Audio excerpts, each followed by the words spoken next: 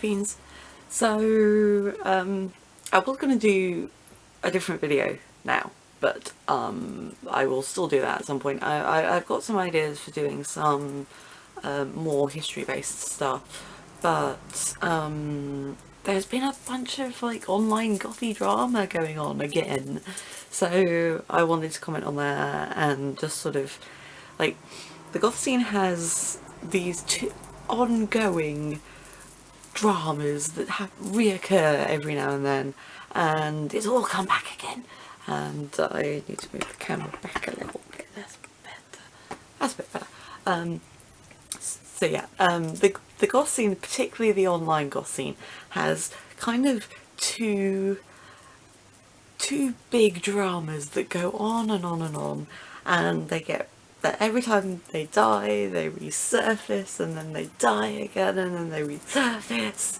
And one of them is the ongoing elitists versus posers versus fashion people versus music people, as though we have to have a side in this. So I'm going to make a video. This video is going to be about that. And then I will also do a video about the fashion and affording goth stuff on a budget, because that also seems to be an ongoing thing, and particularly now online. It was always a thing when I first got into the scene as well, but it's gotten so much worse, what with social media and that. But that will be the next video. I'll film both of them in now, so I'm going to look the same. But anyway, so so this video is going to be about the ridiculousness that is elitists versus posers. I don't like either of those words. Just to be upfront there. I hate the word poser. I know what it's sort of going for, because there are those people who are overly keen to pose for photos, but the word poser it makes it imply that it has kind of implication, or at least I infer from it, that, like, you know, doing anything visual rather than purely in the brain is bad, and that there's a certain sort of I don't want to say misogyny, because like I've heard that label thrown against dudes as well, but a sort of I don't know, there is a certain misogyny, a certain almost even homophobia, a kind of just like makeup and fashion and things does get makeup and fashion and that sort of thing does get kind of labelled as a feminine thing, and the idea that that is purely shallow, I think, is quite unfair, because like you can be into fashion and be quite academic about it, or quite sort of creative and like it's not inherently a shallow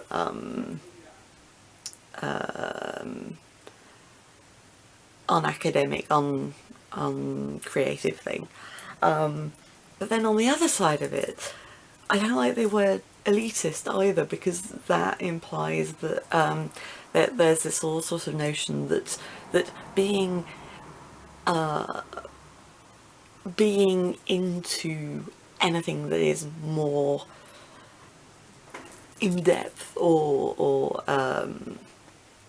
beyond surface level is sort of gatekeeping, and I don't like that implication either. Basically, but these two extremes are silly, and there are very, very few people that actually fall in either of them, in my opinion. But they keep coming up. They keep coming up, but in new and in more insidious ways.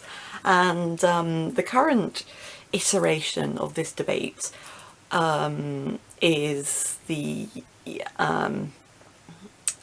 friction between the people who entirely say goth is all about the music, and you can't be a goth if you don't listen to and between the people who are saying the scene is far too much about the fashion, Killstar is not goth, and neither of these extremes is good. So let's address the elitism thing first, because that came up again about 6 months ago. There was a big debate, as there frequently is, about whether or not you could be goth if you don't listen to any goth music. Now, my first question when I thought of this was, why would you want to be called goth if you don't listen to the music? And I'm sorry if you can hear background noise. One, it's really windy, and two, there's childrening, as always. But yeah, why would you want to be called goth if you don't listen to gothic music? Because when I first got into the scene, what, 15 years ago, goth was all like something that was kind of thrown against you more as an insult, you know, and all the gothiest goths that I knew never called themselves goths. So I went through a phase of insisting I'm not a goth, I'm not a goth, and then I realised that's ridiculous and pretentious. I am very obviously a goth. You know, my favourite band is Bauhaus. I wear black most of the time. I have crazy hair and stupid makeup, and I write books about vampires. I am a goth.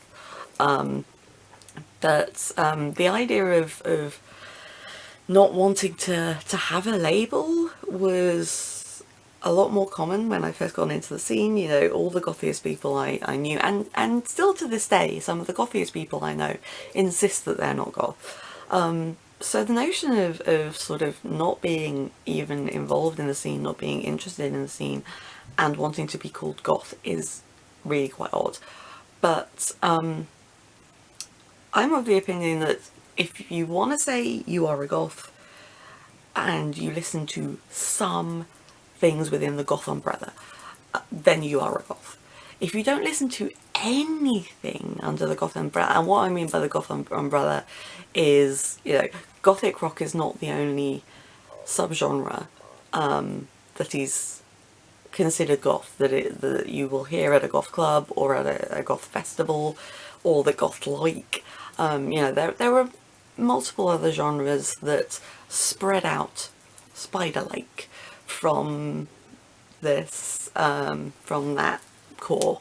You know, it started off with post-punk, which was, you know, late 70s, early 80s, evolution of punk with more sort of art rock influences, with more sort of glam influences.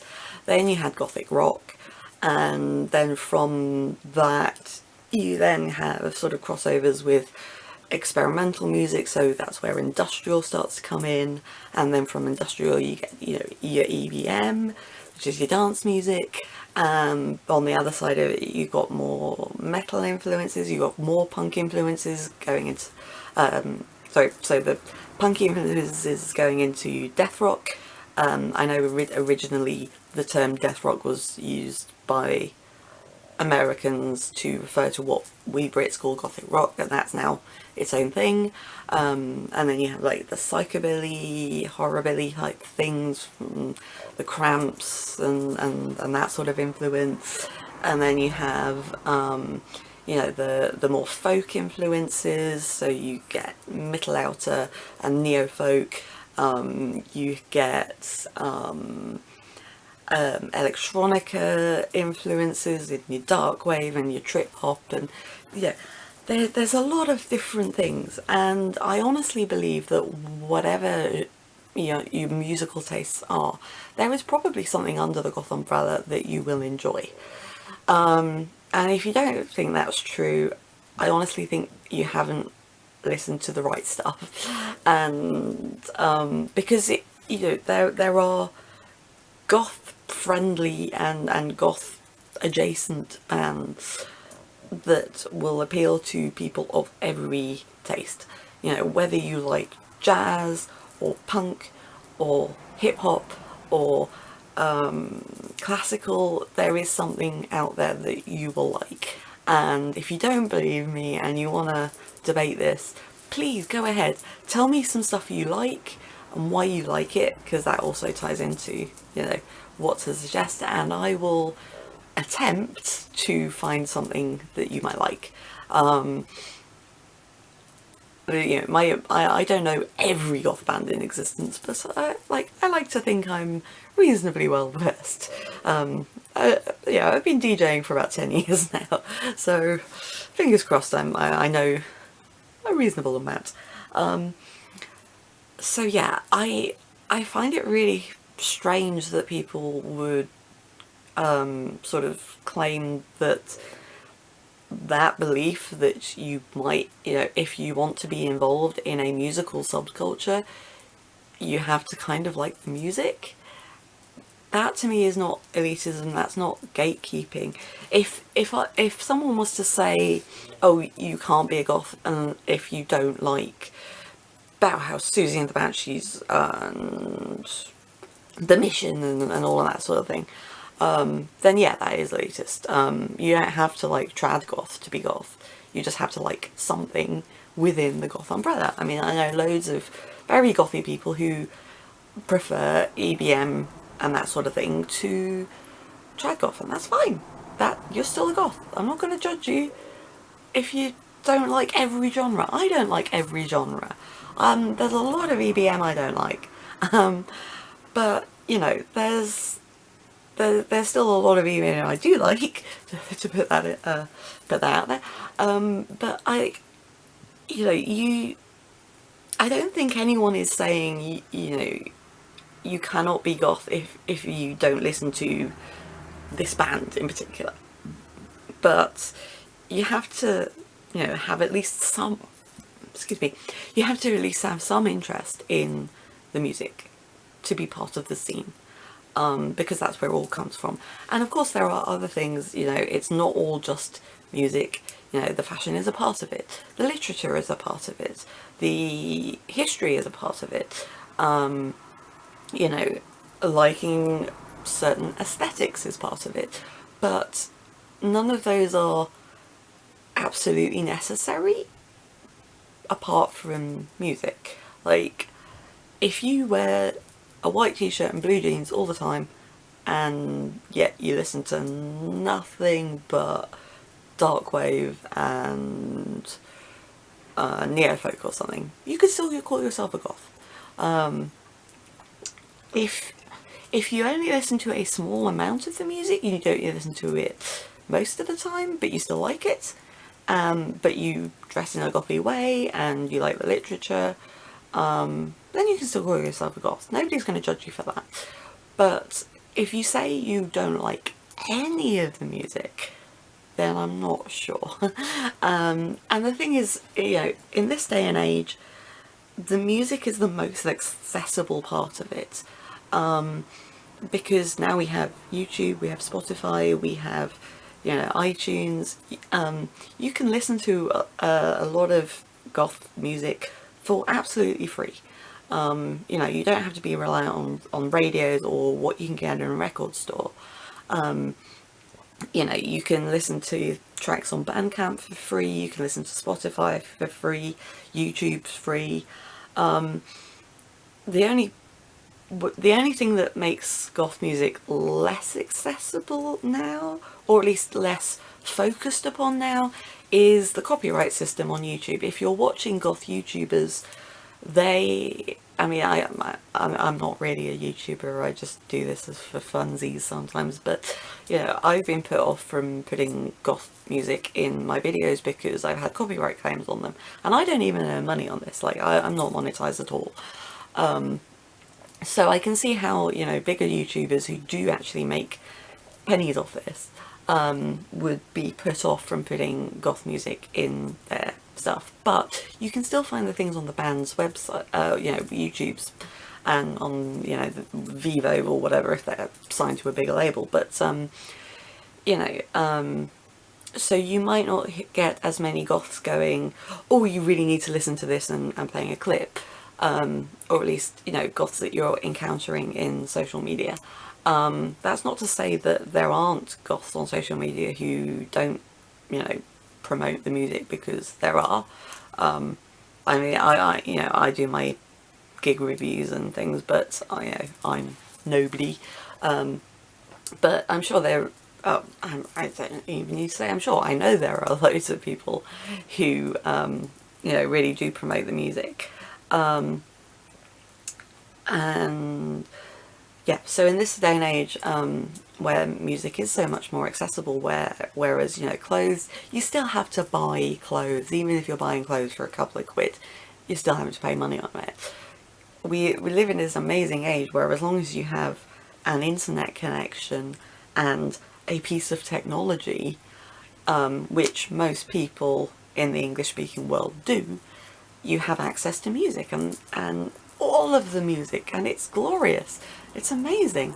You know, when I was first getting into the scene, I still had dial-up internet, so I was sort of discovering bands by watching them very, very slowly on dial-up on YouTube.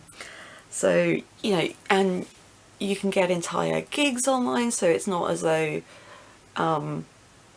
you know, going to gigs, yeah, that can be expensive depending on who you're going to see, and, you know, you may be in an area where there aren't many gigs, but you can watch gigs online, you can still listen to the music. You know, that part is the most accessible part of the scene, and, you know, it's the core of the scene, so that's really good.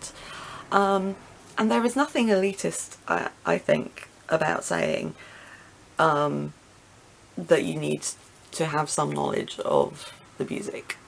You know, do a little bit of research, ask people for suggestions, you know, that's all out there. On the other side of it, the fashion is important, and the fashion has always been part of the scene. You know,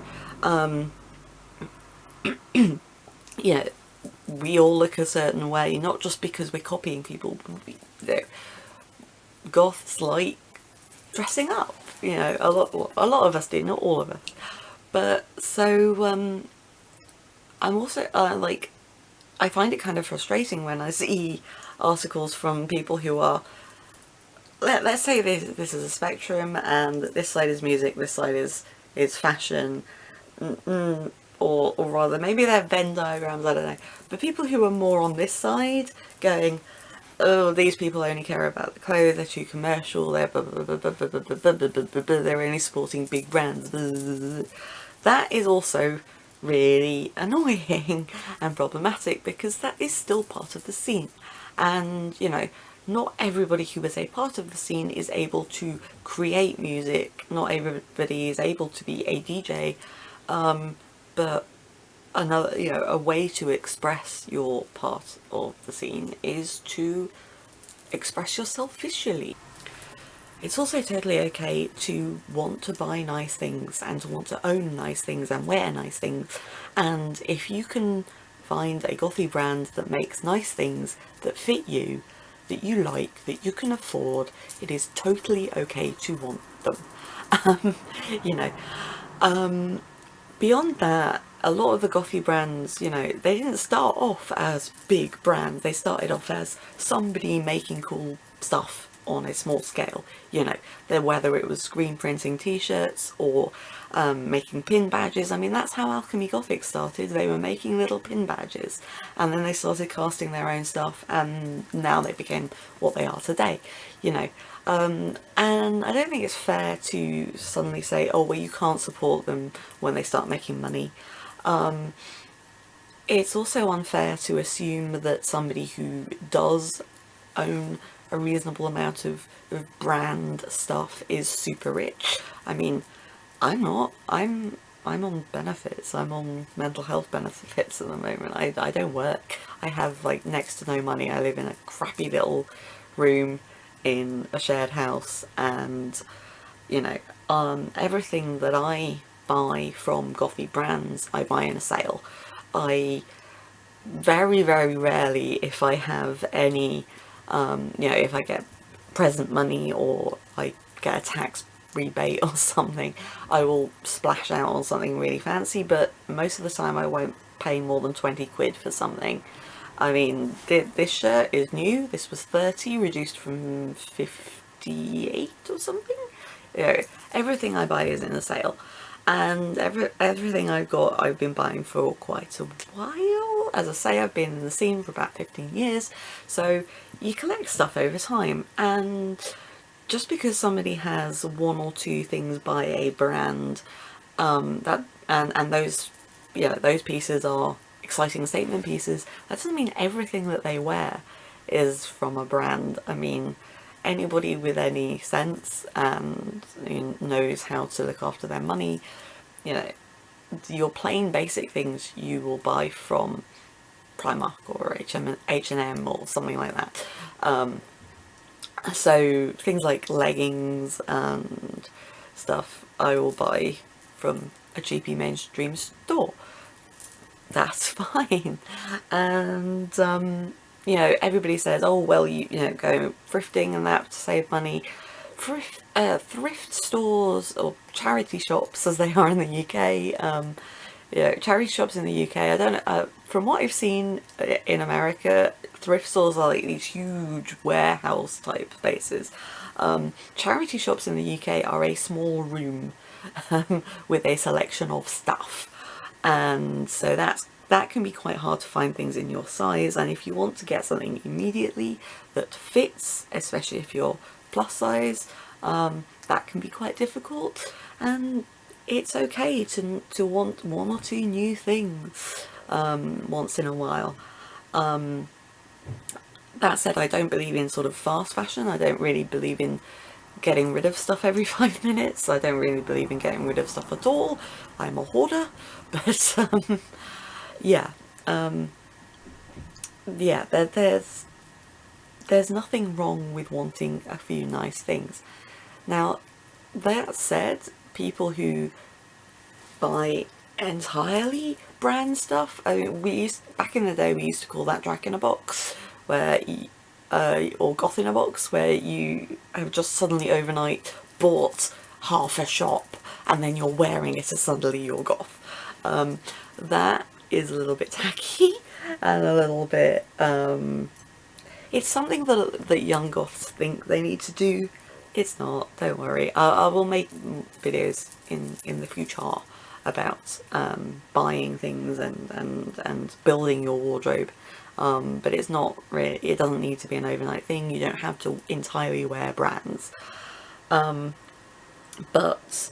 people railing on people who do wear brands even a little bit is frustrating. The idea that there are huge swathes of people who wear gothy brands and claim to be goths but don't actually involve themselves in the scene, I don't think is really true. I don't think there are that many people who do that. I mean, there are some, but not many.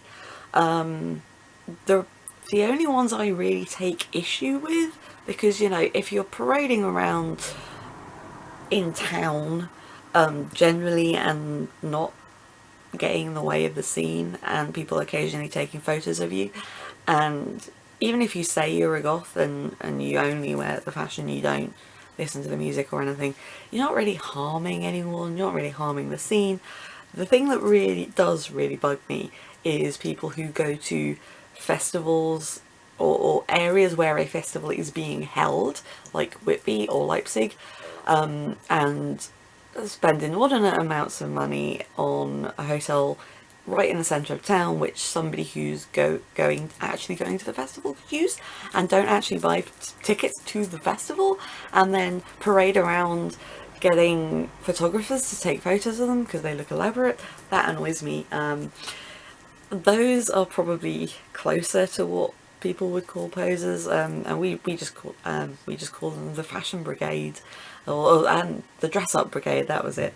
And those people do exist. I've seen a lot of them in Whitby, and I mean, I hear there are some in Leipzig. I've only been to the Leipzig once, but that's really frustrating because it hikes up the prices of, you know, hotel rooms and living space generally in a place where a festival is being held, but they don't actually support the bands, they don't support the venue, they don't support, you know, everything else around the scene. They're just there to have photos taken of them, and that's frustrating, and I don't really get why people do that. That seems pointless to me. I mean, if you're going to go all that way and put all that effort in and then just parade around to get a few photos taken, that's weird. I mean, don't get me wrong, if somebody stops me and asks for a photo, I will allow that, but I'm not seeking that out, if that makes sense. I will go to a festival because I want to see the bands and I want an excuse to parade around. I will use that as an excuse to parade around dressing ridiculously, because you can't always dress ridiculously in the real world. I mean, I dress oddly. I mean, I don't always put this much effort in. Sometimes I just go out in leggings and a jumper. But, you know, it's nice to have the excuse, and it's nice to be validated when you've been bullied for a lot of your existence for the way you look, the way you dress. And, you know, goths do face struggles out in the world. It is quite nice to have somebody go, I love your outfit, can I take a photo? You know, I think that's fine. But if you're doing that and you're not involving in the scene, then we're going to have issues. In the same vein, I don't think it's elitist or gatekeeping to have dress codes. I mean, the club I go to a lot, Intrusion, where DJ sometimes, we have a dress code. I say we, I'm not part of the staff, I just guest DJ occasionally. There is a dress code, but that is purely to stop really, really drunk people from wandering in and leering at, you know, goths, because that does happen. You know, the current thing of it is the big titty goth GF thing, but that's always been a thing. People seem to think that we're all into fetishes and we'll sleep with anybody, so you do get weirdos coming up and going like at you.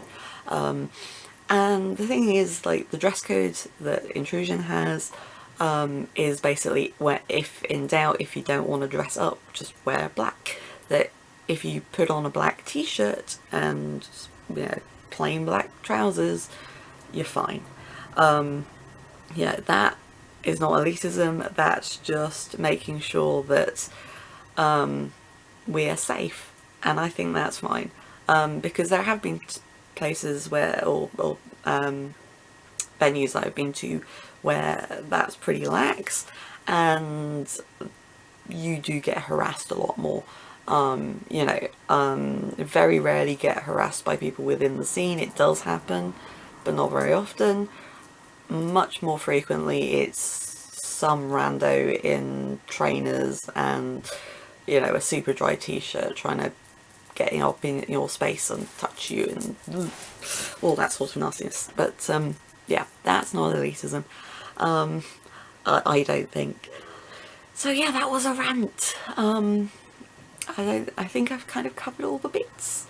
It's kind of this ongoing thing, and you know, in different decades there are different things that people pick up on, but, you know, clothes are clothes and music is good and it's all okay. Just don't be mean to each other. Anyway, I will see you in the next video. I am planning to do a few more gothy related ones. I also want to do a video version of my undergrad thesis about Egyptian amulets, so I'm working on that. Basically, I don't want to post my undergrad thesis because it's long and boring and I was massively stressed, so yeah, it's not all my best work, and I think doing a more accessible, fun version of that might be quite fun, quite interesting, I hope. So yes, that's going to be next thing's coming up, but I need to put my camera battery back on charge before I film the next thing. So I will see you in the next video very soon, and until then, bye bye.